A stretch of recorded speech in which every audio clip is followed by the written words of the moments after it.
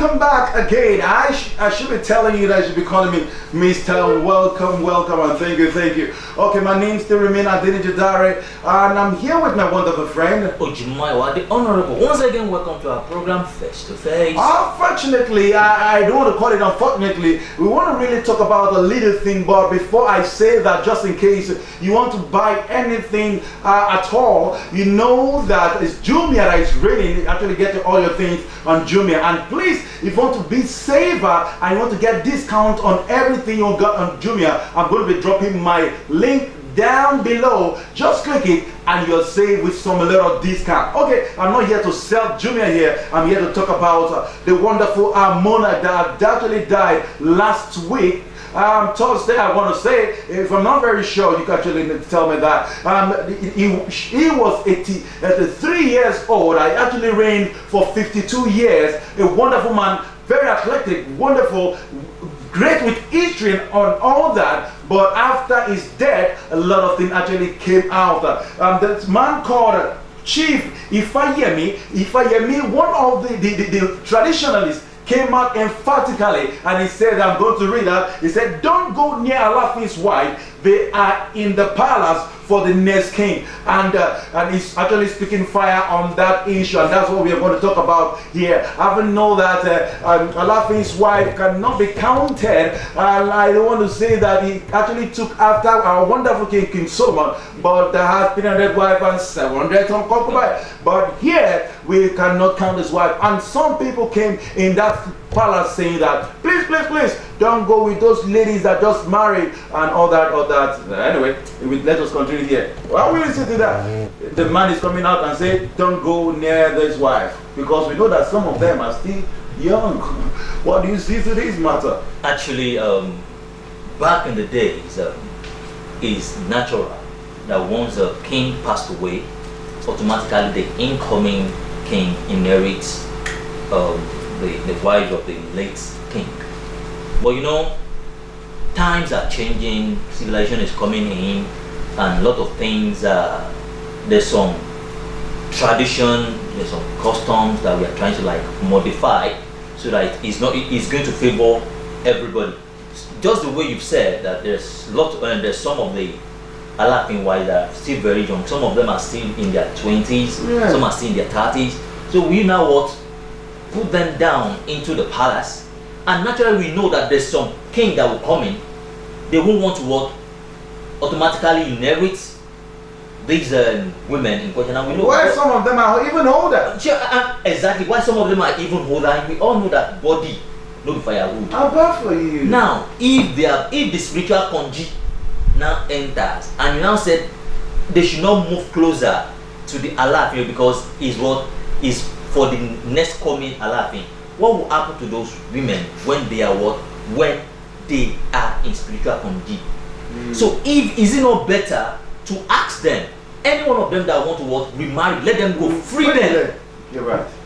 And those that feel like okay, they can cope because of their age.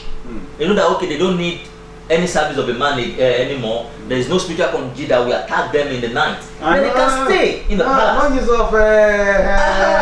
to it. You understand? Because at the end of the whole day, if you don't free this young queen, they will end up bringing men into the palace, and before we know it, chaos will happen up and down. And yes, sorry to actually call the shot. Yeah, on my own part, I just believe that just call them. This is a civilized world, at least. Even if you are not trying to bring in every European culture, there's something that we call dialogue. They are adult. Ask them. Just like when naturally there's some women, they got married to one husband, and the husband passed away.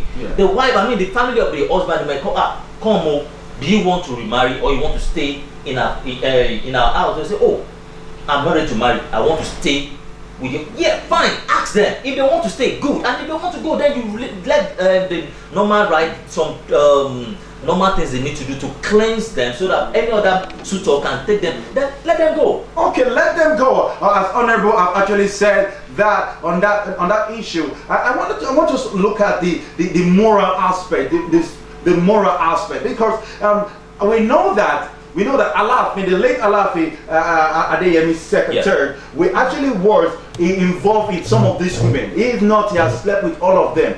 This man is big strong. You know, sorry for speaking that, you know. And another man coming to the picture, right? Because of that mindset that I did not really love this man, but it's because of the cultural right.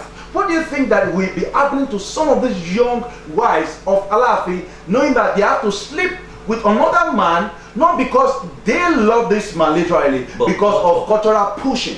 What do you say about that? Well, actually, I still believe that everything about life is a choice. I will talk in respect of the fact that I myself am from a royal family. You understand? I've seen a scenario whereby one of my royal father, I won't want to mention the name.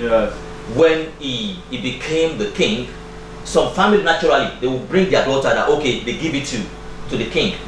I can remember at that particular time there was 3 young ladies that was given to my late king at that time. Do you know that 2 of them out of the 3, 2 of them ran away? Oh wow! 2 of them ran away, left with one of them that she's presently now she's aged with kids as well, but the other 2 ran away, and there's nothing that happens.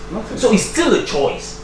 If they throw you to a king and you feel like you don't love this man, no one is forcing you. You still have that right. You still have that right to say no.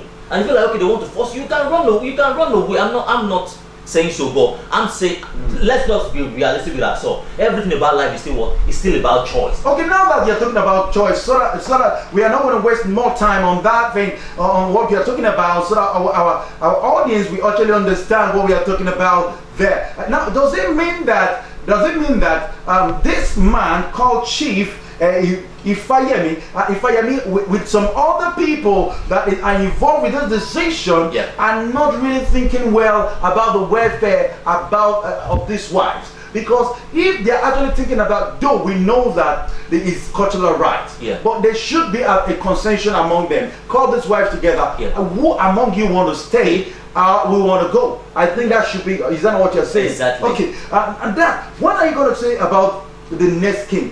We have not actually heard who the next king is. Who do you think the next king? Because I'm not sure. Now that you're from a royal family, I think you should know. Well, for now, I can't really say who is going to be the next king or the next Alaafin because I'm not sure any of the royal family has been bringing out a suitable candidate so far. So, and I believe at least the gods are always right. When the time comes, the gods will reveal the next Alaafin for us. Okay, now we are going to close the show from here. That the next suitor, the next king of Alaafin of Oyo, will be happy running now. I'm very sure that this man or this person will actually be coming to palace.